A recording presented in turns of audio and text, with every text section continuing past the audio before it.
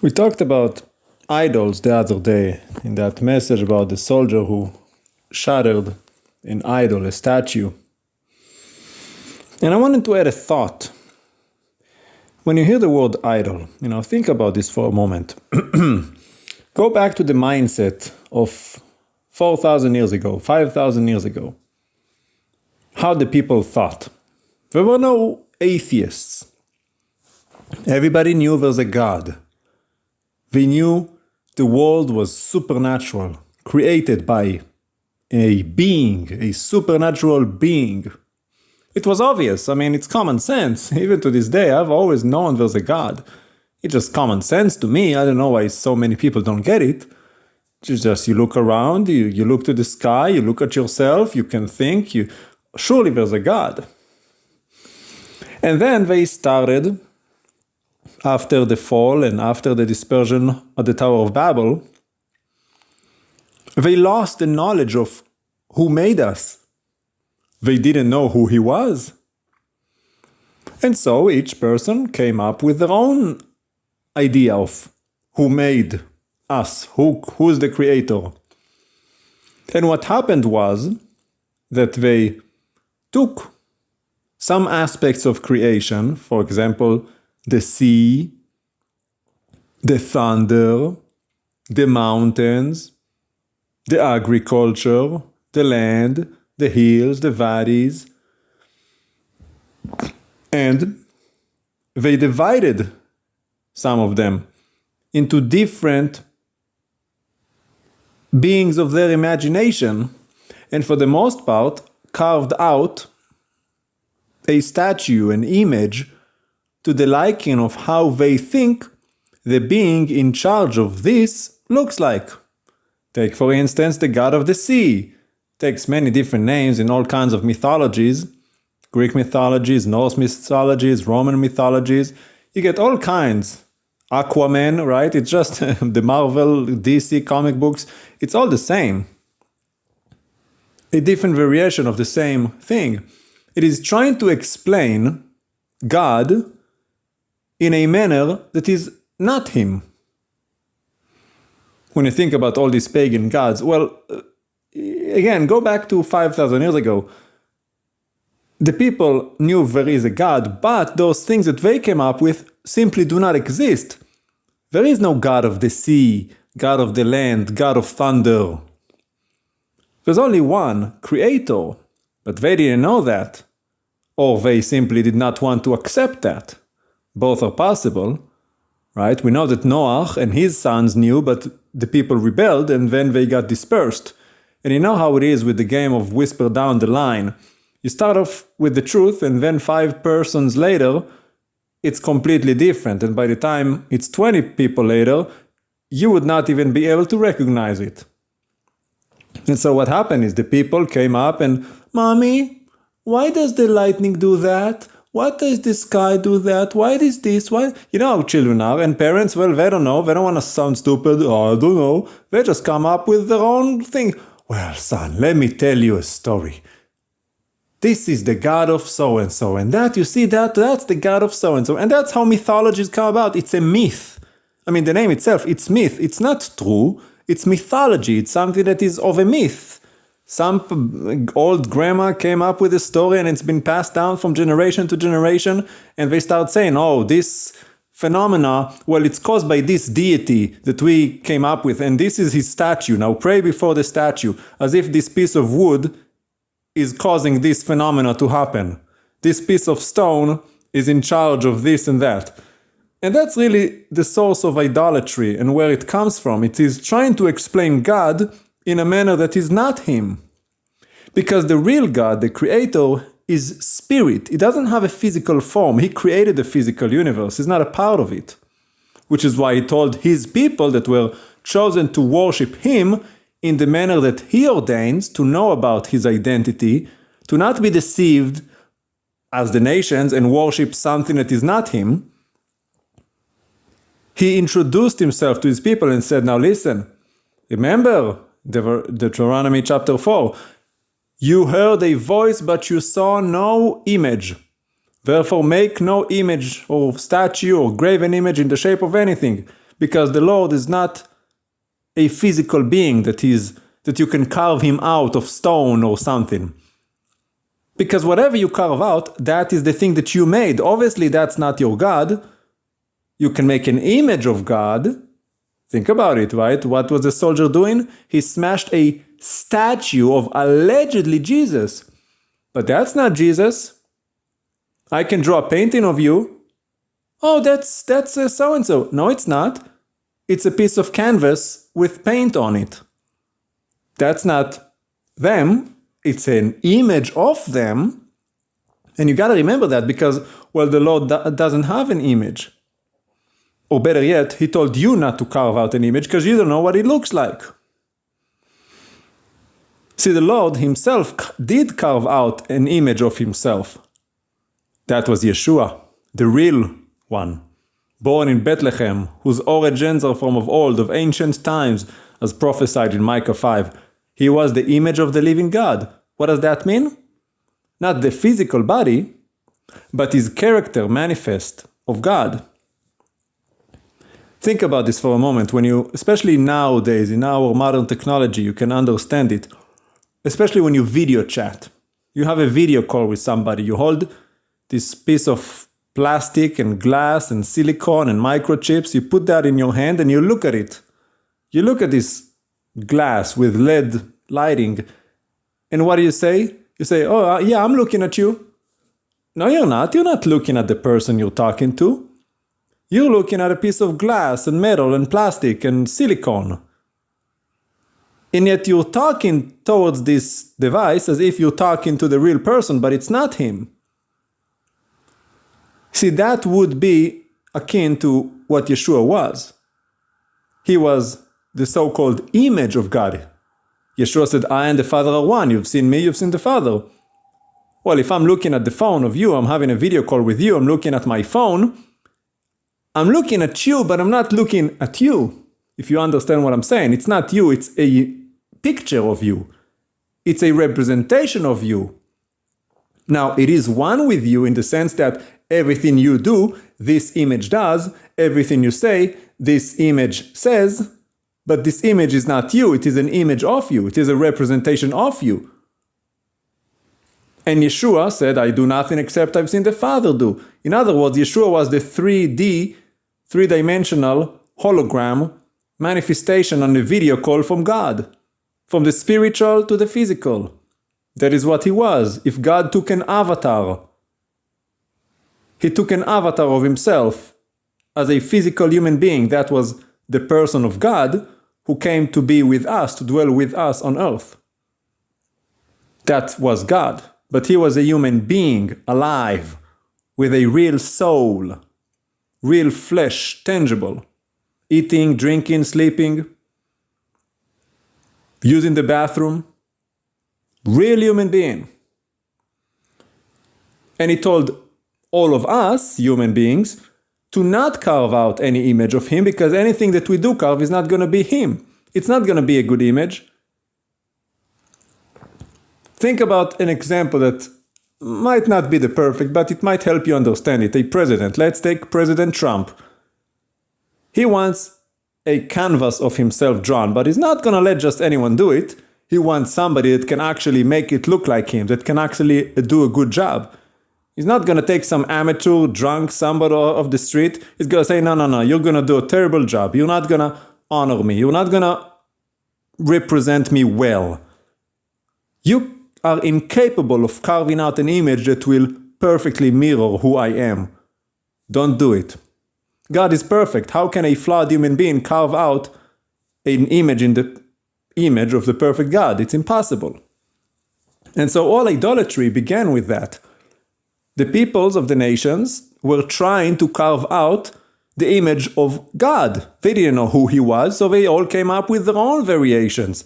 Some called this, that, some called this, and you see it all throughout the Tanakh, the Old Testament, right? You have Israel and you have the nations, and each nation had their own God, which is basically their own take on who is the creator.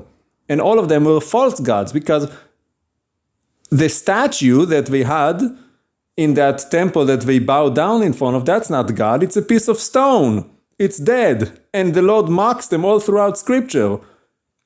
Jeremiah chapter 10, Isaiah, these people are senseless, they're brainless. How can they possibly think this is a God? You carve out a tree from the forest, half of it goes into burning fire and you roast your meat over it. Half of it throws in the oven to keep you warm. And then you take the rest of it and you carve out an image and bow down before it and say, this is my God.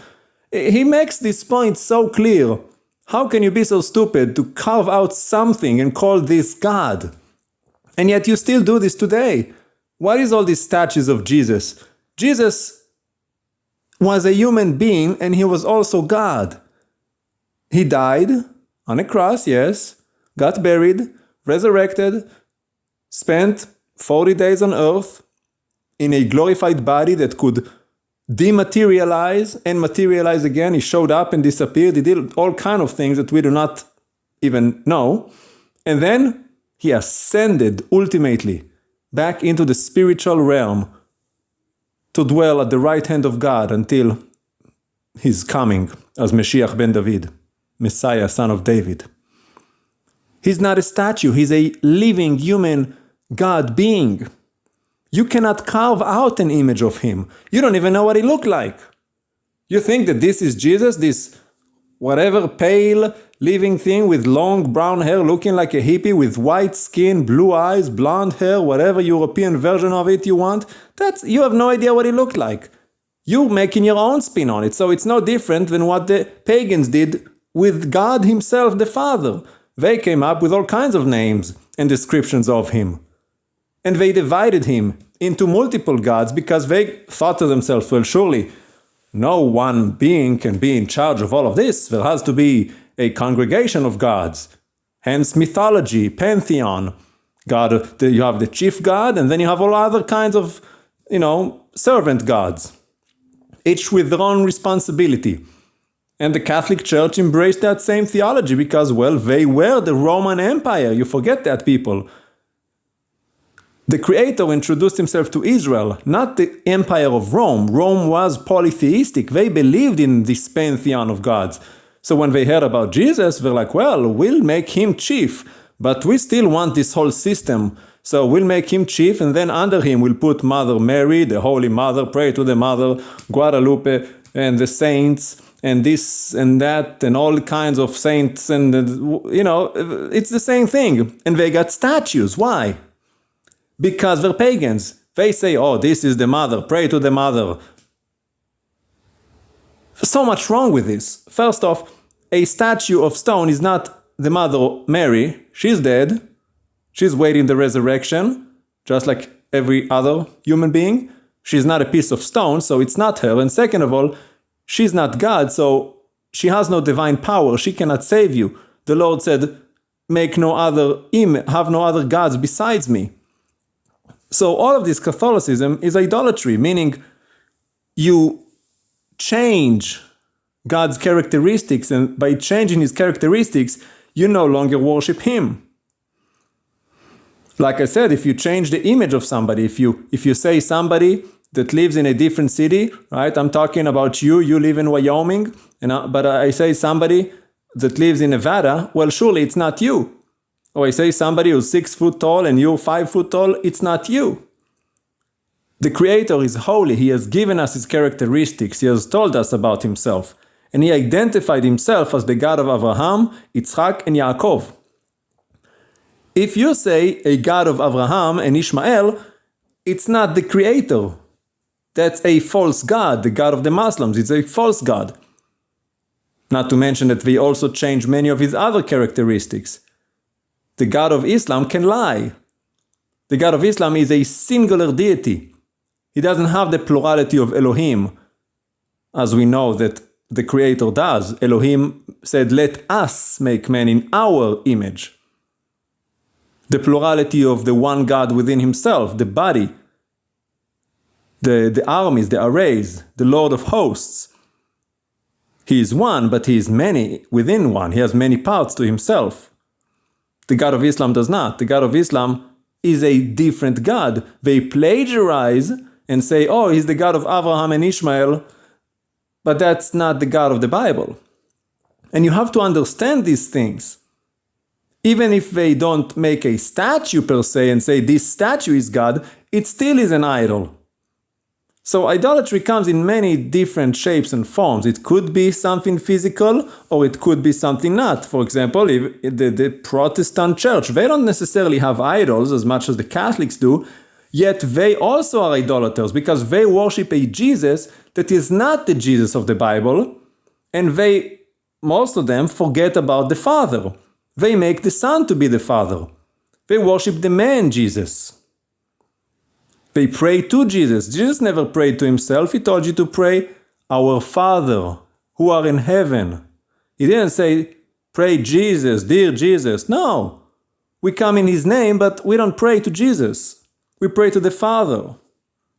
If you pray to Jesus, then Jesus is your idol, because now you put him ahead of God, ahead of the Father.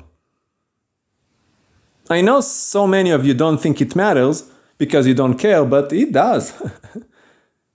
If anything else, if nothing else, this matters because God matters. His laws are just and he is perfect. He's a consuming fire.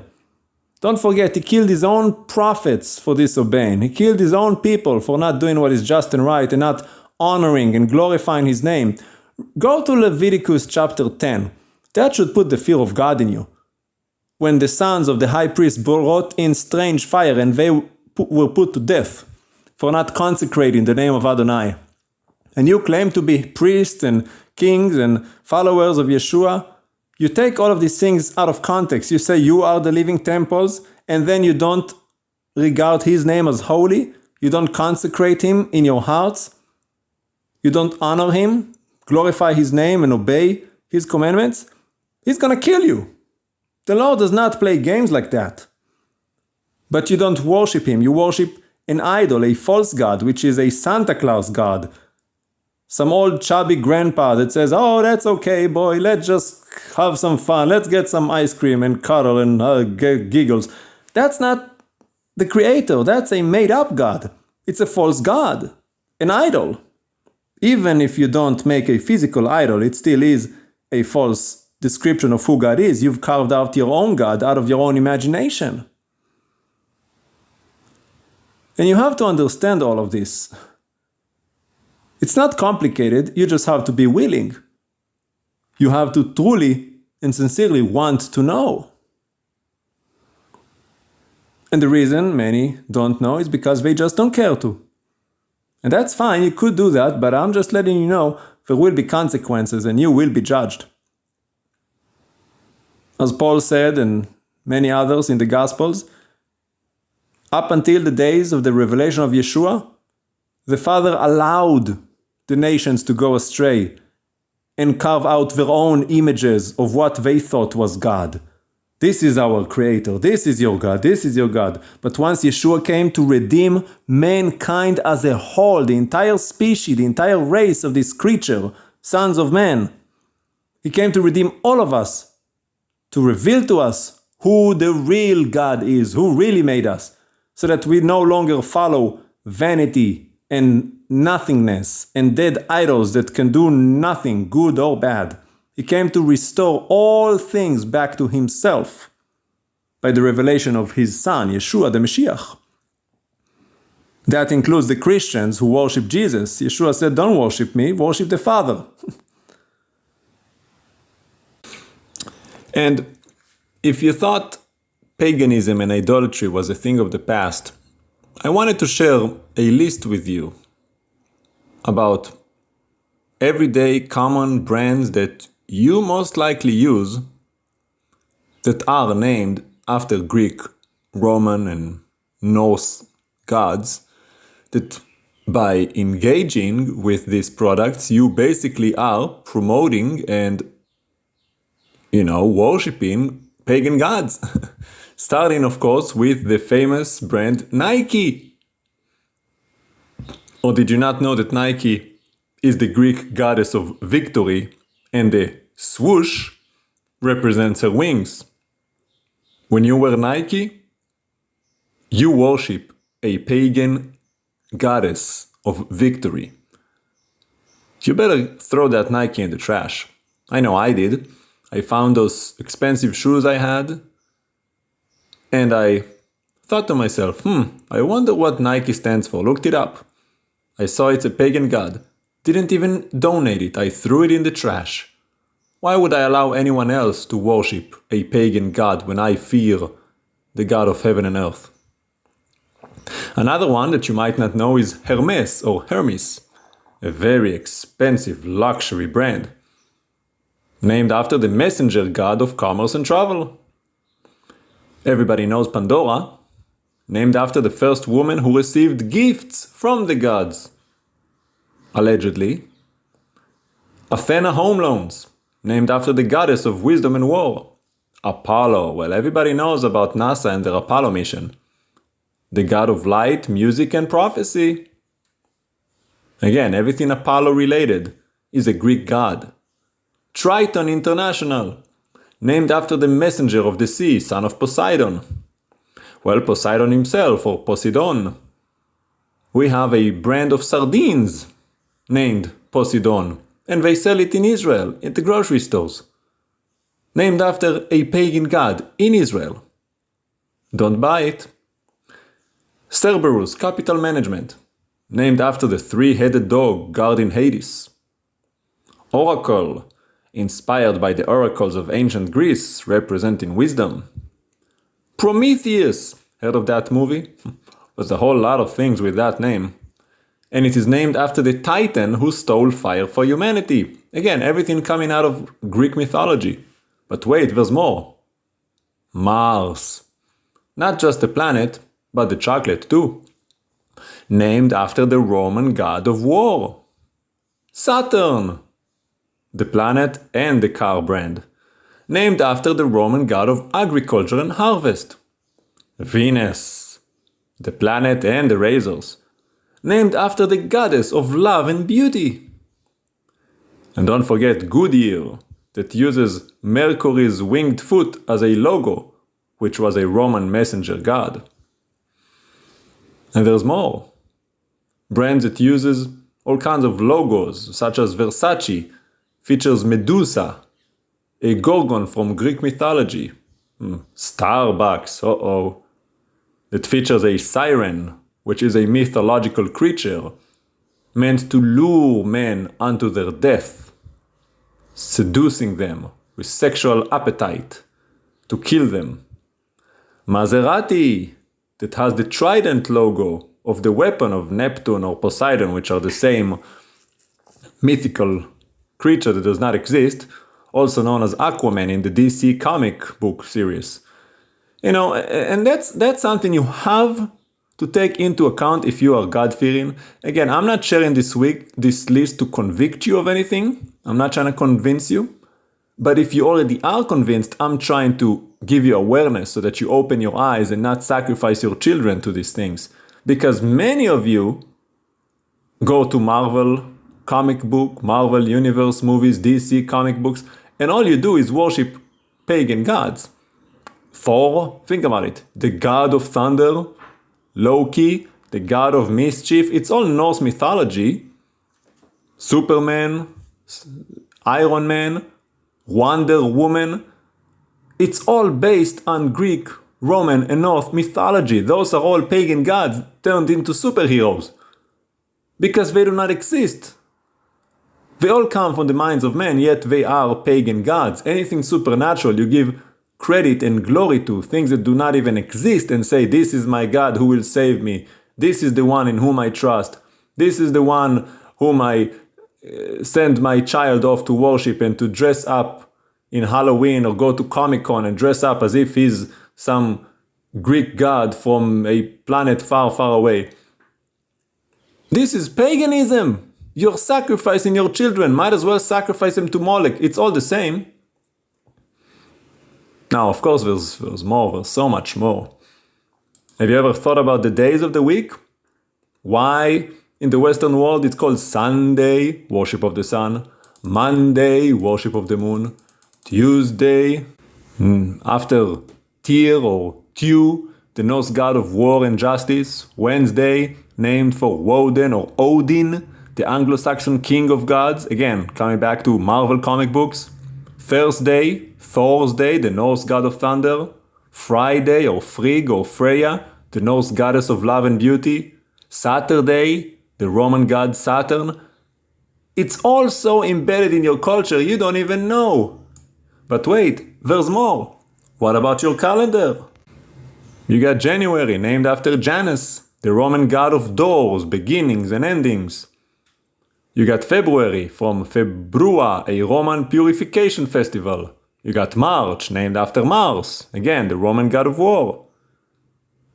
You got May, named for Maya, a Roman goddess of growth and fertility, which is also a very common name for girls, especially in Israel, Maya. Then you got June, named for Juno, the Roman goddess of marriage and women. Then of course we got July and August for the Caesars. And then the rest of the month are named after numbers: September, October, November, December. But again, it's all so pagan. And you have no problem putting these names on your mouth and participating in it. Maybe because you are unaware, maybe because you're flat out rebellion. But either way, I do hope and pray that this has opened your eyes to maybe consider changing your ways. Remember that the Lord is zealous for his name's sake. And he said, I will be consecrated by those near to me. If you're a servant of the Lord, you better distance yourself from all of this paganism, so that you truly represent him well. Do not mix him with the unholy, or you will face his wrath. It's all in your scripture. The Lord does not show favorites, and he does not play games. If you claim to believe and know who he is, you better worship him as he is, not as your own made-up version of who he is based on what you want to believe that he is. God help you. And another thought about idols and brands. The Lord told Israel to smash the idols, to remove the idols. Where aren't the pictures hanging on your wall or the logo on your clothes, the t-shirts on your children, especially for Halloween? Aren't they equally a statue, an idol, a craft, something crafted by man's hands? If they had a printing press in Isaiah, it wouldn't have been a story about clay. It would have been a story about paintings. Smash the idols. Destroy the idol in your father's garden. Gideon. So there is not to be any physical. Rather, it's a painting, a picture, a logo, a statue. Those are all idols, images, made by some material of man, of the earth, synthetic or natural, formed to resemble and reflect a pantheon of pagan gods. Starbucks didn't always put that logo of the siren. It was changed, and I remember when it was changed. I sent a message to the CEO, Howard Schultz. It used to be just the word Starbucks, but instead, it was Howard Schultz, the former CEO, who said, this represents us. This logo, this will be our brand. Artemis, a goddess, a female foreign pagan goddess. And NASA, formed by satanic German scientists, love all of these pagan goddess names for their missions, because the German Nazis were heavily involved in the occult, and NASA is an extension of that. Nazis. They are revealing who they are in plain sight. And yet, you Bible-reading Christians don't care. And you're supposed to be the example. There's a lot of people that abstain. They're not the conventional Christian community. Because you guys all blend in. You're part of the lie and the deception to the world. So you make the people without God twice the sons of hell that they already are. Oh, we have multiple marriages. You can join our church. Divorce is allowed. It's celebrated.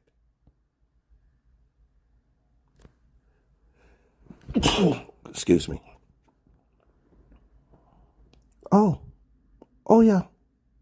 Oh, we're okay with that. You can come into the house of God, our church, and you can sit with your lovers. It's okay. We're okay with that.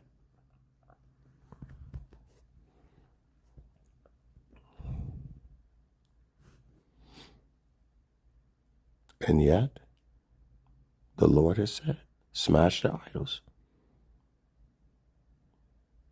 Bring down the Colossus, that giant male statue.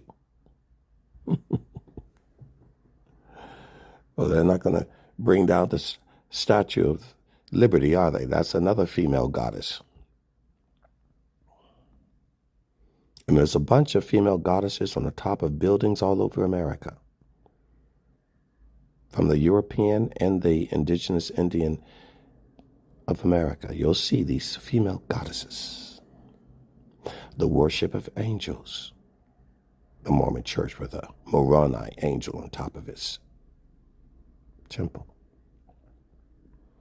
You are not to make these images for this purposes, and especially that of God.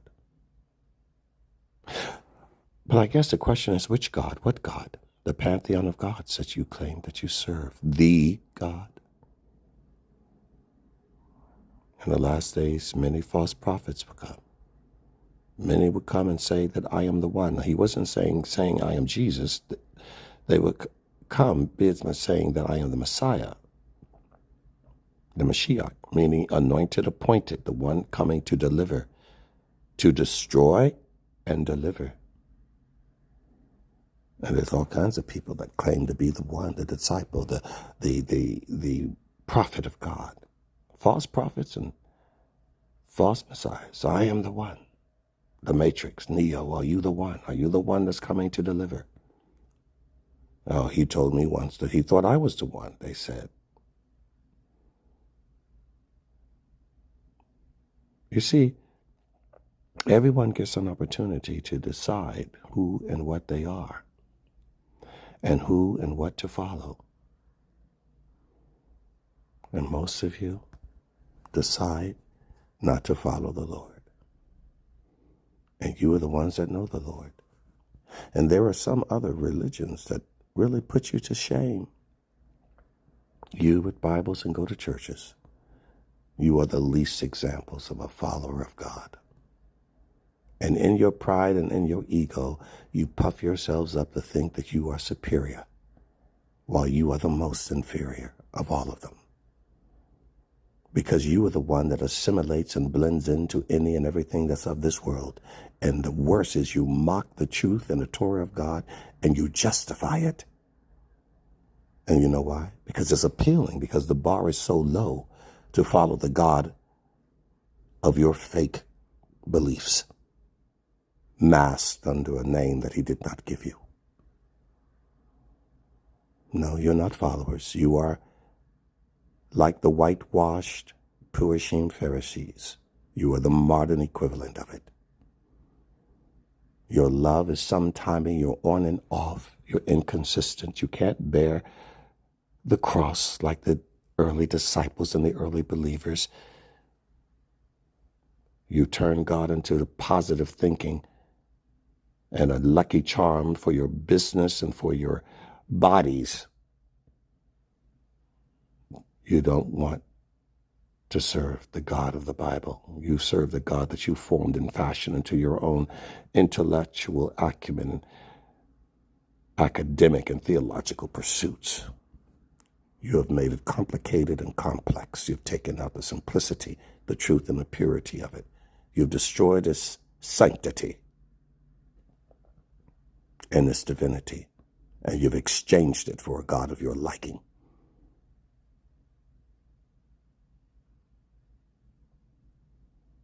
But there is but one,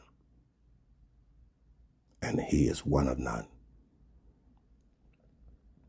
Isn't it amazing that Muslims will attack you if you offend Allah or even Muhammad, their prophet? And yet they say Jesus is in their books. Yeshua is in their books. Oh, we have Jesus in our books too. In fact, he comes back too. But the Muslims never attacked anyone for attacking Jesus. They never attack anybody for mocking him in movies, swearing his name. You notice they don't swear Muhammad's name in a movie. But I guess Jesus was a prophet too. They say, oh yeah, he's the greatest. He's one of the greatest prophets too. And he's coming back too. And blah, blah, blah. Oh, but let somebody say something about Muhammad, which there is no corroborating historical references in history of Muhammad, but there are of Yeshua, Jesus, yes. But you can make fun of Yeshua, Jesus.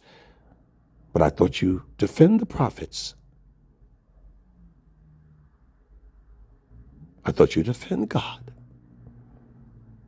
Well, only the Islamic God. Oh, I see. The false God. Well, to their credit, they do smash statues and idols. And they don't put up pictures.